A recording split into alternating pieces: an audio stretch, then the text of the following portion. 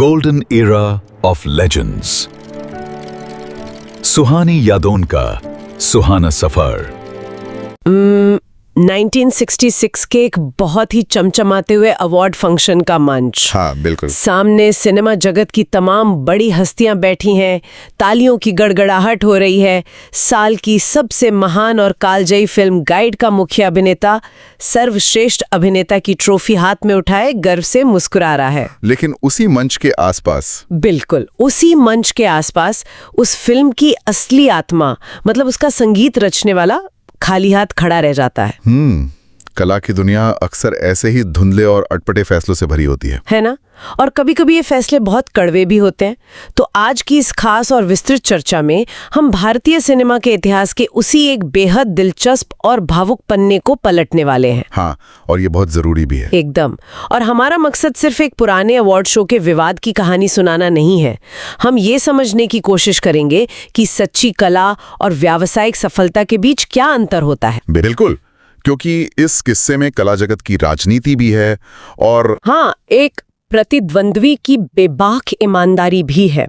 और सबसे खास एक रिकॉर्डिंग रूम का वो जादुई सन्नाटा है जो दुनिया के किसी भी पुरस्कार से कहीं बड़ा साबित हुआ। तो इस पूरी घटना की जो पृष्ठभूमि है ना, उसे समझना बहुत जरूरी है। 60 का दशक भारतीय फिल्म संगीत का एक बहुत ही सुनहरा दौर था, लेकिन साथ ही व्यावसायिक रूप से ये बेहद प्रतिस्पर्धी भी था। हर शुक्रवार को बॉक्स ऑफिस पर यह तय होता था कि कौन सा संगीतकार टिकेगा और कौन बाहर हो जाएगा। एकदम सही। और गाइड फिल्म के साथ महान संगीतकार एस.डी. बर्मन, जिन्हें पूरी इंडस्ट्री प्यार से दादा बुलाती थी। हाँ दादा। तो वो नवकेतन फिल्म्स के बैनर तले एक बहुत ही जोरदार वापसी कर रहे थे। बिल्कुल। उस समय इंडस्ट्री में ये आम राय थी कि दादा को नवकेतन से ज्यादा दिनों तक दूर नहीं रखा जा सकता था। और जब 1965 में गाइड बड़े पर्दे पर उतरी तो फिल्म का हर एक पहलू कामयाब रहा। और संगीत के मामले में तो ये केवल एक कामयाबी नहीं थी, ये एक सर्वसम्मत राय थी कि गाइड का संगीत दादा के पूरे जीवन की सबसे महान उपलब्धि था। क्या से क्या हो गया, तेरे मेरे सपने अब एक दिन ढल जाए, है रात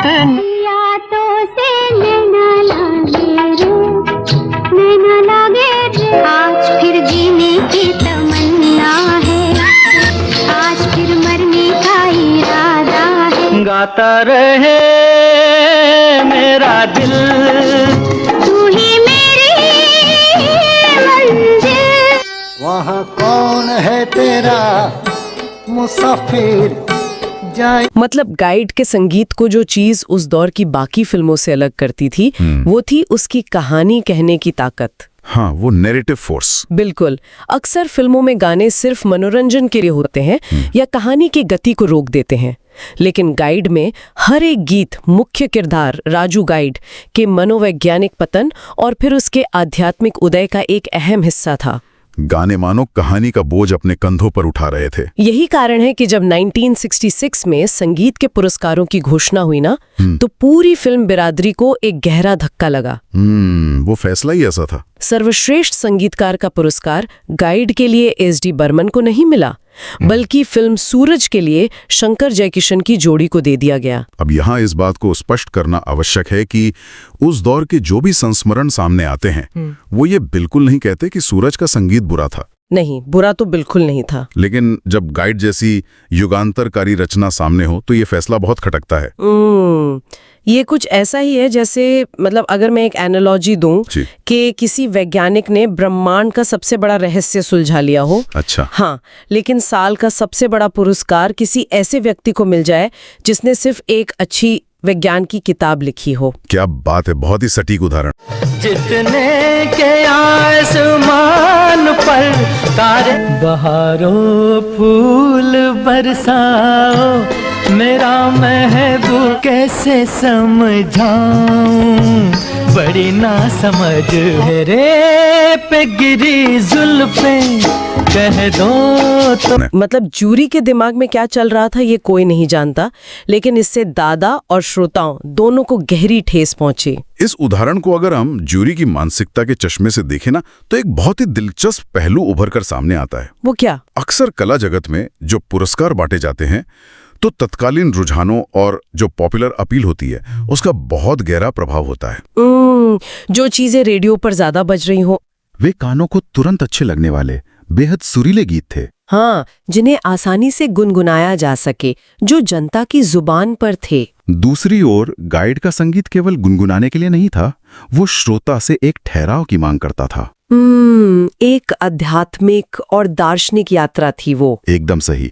तो जूरी शायद उस व्यावसायिक चकाचौंध और लोकप्रियता के गणित में उलझ गई। और इस फैसले ने केवल दादा को ही ठेस नहीं पहुंचाई होगी। नहीं, संगीत के उन अनगिनत पारखियों को भी गहरी चोट दी, जिन्होंने ये मान लिया था कि इस रचना के लिए पुरस्कार तो निर्विवाद रूप से केवल दादा का ही है। जब किसी महान काम को उसकी सही पहचान नहीं मिलती, तो वो केवल एक व्यक्ति की हार नहीं लगती। बिल्कुल, वो कला की हार सी महसूस होती है। और ये ठेस उस समय अपनी चरम सीमा पर पहुंच गई होगी जब मंच पर वो अजीबोगरीब स्थिति पैदा हुई। हाँ, वो मंजर बहुत अटपटा था। मतलब देव आनंद गाइड के लिए सर्वश्रेष्ठ अभिनेता की ट्रॉफी लिए मंच पर खड़े थे, लेकिन जिस संगीत ने इस फिल्म में दूर तक जान डाली थी, उसके रचयिता दादा के हाथ खाली थे। लेकिन इस पूरी कहानी में जो बात सबसे ज्यादा चौंकाती है ना, वो जूरी का फैसला नहीं है। तो क्या है? वो खुद जीतने वालों की प्रतिक्रिया है। इतिहास में दर्ज है कि जीतने वाली जोड़ी शंकर जयकिशन के, जो जयकिशन थे, उन्होंने खुद ये बात मानी थी कि वे इस फैसले से अचरज में थे।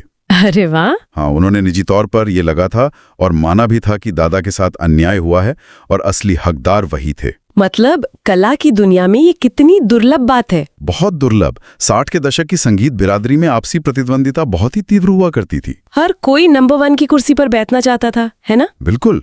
और ऐसे माहौल में एक कलाकार का अपने प्रतिद्वंदी के लिए ये स्वीकार करना कि असली हकदार तुम थे, ये एक बहुत बड़ी बात है। ये दिखाता है कि गाइड का संगीत केवल व्यावसायिक सफलता नहीं था। हाँ, वो संगीतकारों के लिए एक बेंचमार्क बन चुका था। जब आपका काम इतना प्रभावशाली हो जाए कि कड़े से कड़े प्रतिस्पर्धी भी ये कह दें कि आप बेहतर थे, तो वो किसी भी जूरी के फैसले से बड़ा है। एकदम। लेकिन इन संगीतकारों की खींचतान के बीच एक शख्स ऐसा भी था जो इन सबसे बहुत ऊपर था। मैं समझ रही हूँ आप किसकी बात कर रहे हैं। हाँ, उस जादुई आवाज की जिसने दोनों फिल्मों सूरज और गाइड को अमर बनाया, मोहम्मद रफी। बिल्कुल। जयकिशन की भावनाओं को हम किनारे भी रख दें तो एक सच्चाई ये थी कि रफी साहब के दोनों हाथों में लड्डू थे। हाँ, पुरस्कार सूरज को मिले या गाइड को, जीत रफी की ही थी। दादा ने तेरे मेरे सपने, दिन ढल जाए और क्या से क्या हो गया जैसे गीतों के जरिए रफी की प्रतिभा को एक बहुत ही सम्मोहक ढंग से दुनिया के सामने रखा। और यहाँ ये बात भी ध्यान देने वाली है कि फिल्म में केवल एक गीत अपवाद स्वरूप अफसर के मुताबिक किशोर कुमार का था, बाकी सब रफी साहब का जादू। गाता रहे मेरा दिल, तू ही मेरी मंजिल। रफी साहब उस जादुई कैनवस की तरह थे जिस पर दोनों संगीतकारों ने अपनी कला उकेरी, लेकिन दादा ने जो रंग भरे वो सीधे आत्मा में उतर गए। बहुत ही खूबसूरती से कहा आपने। लेकिन मेरे दिमाग में एक सवाल आता है। जी बताइए। मतलब कैसे एक ही गायक अलग अलग संगीतकारों के साथ बिल्कुल अलग स्तर की गहराई छू लेता है? गले की बनावट तो वही है ना? इसका जवाब संगीत की उस बारीकी में छिपा है जो अक्सर आम लोगों की नजर से बच जाती है। अच्छा, वो कैसे काम करती है? देखिए, एक महान संगीतकार केवल एक धुन बनाने वाला व्यक्ति नहीं होता, वो एक वॉइस डायरेक्टर भी होता है। Voice director? हाँ, एक साधारण संगीतकार गायक से कहता है कि यहाँ सुर ऊंचा करो, यहाँ नीचा करो, लेकिन एक मास्टर संगीतकार जैसे दादा गायक को एक मनोवैज्ञानिक स्थिति में धकेल देते हैं। ओहो! वो बताते हैं कि किस शब्द पर आवाज में कंपन लानी है, किस पंक्ति के बाद सांस को भारीपन के साथ छोड़ना है। मतलब उस गीत के पीछे के दर्द को जीना है। बिल्कुल। दादा ने उस जटिलता और उस घुटन को रफी की आवाज के रेशों में पिरो दिया था। क्या बात है! मतलब यहाँ संगीतकार केवल एक निर्देशक नहीं बल्कि एक मूर्तिकार की तरह काम कर रहा है। एकदम सही तुलना है। जो आवाज के पत्थर से फालतू हिस्से तराश कर एक जीती जागती भावना को बाहर निकाल रहा है। और ये तराशने की प्रक्रिया ही हमें इस घटना के सबसे भावुक हिस्से की ओर ले जाती है। बाहरी दुनिया के शोर और पुरस्कारों की राजनीति से दूर। हाँ, संगीत के असली जन्म स्थान की ओर, रिकॉर्डिंग रूम। रिकॉर्डिंग रूम का वो जादुई सन्नाटा। बिल्कुल। फिर में दिन ढल जाए गीत आज भी हीरे जैसी चमक रखता है, बासु मनोहारी, जिन्होंने गाइड में वो सुंदर सैक्सोफोन बजाया था, उनका एक संस्मरण है। हाँ, वो सैक्सोफोन की धुन तो आज भी रोंगटे खड़े कर देती है।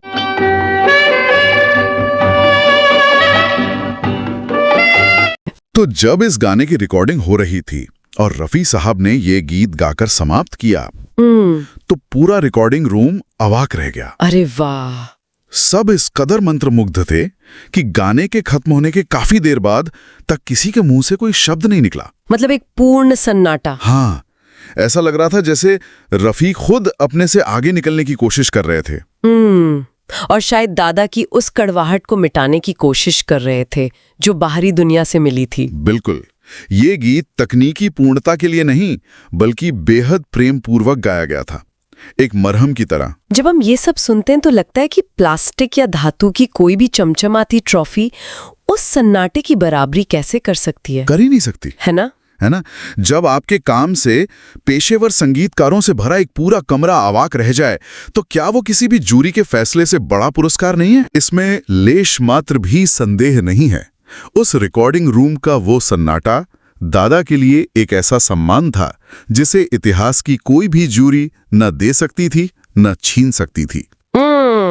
और अगर इस पूरी चर्चा को हम समेटें तो एक बात साफ हो जाती है। जी क्या? कि पुरस्कार अक्सर समय के साथ भुला दिए जाते हैं या उन पर बस धूल जम जाती है। एकदम सही। आज किसको याद है कि किस साल किसे कौन सी ट्रॉफी मिली? बिल्कुल।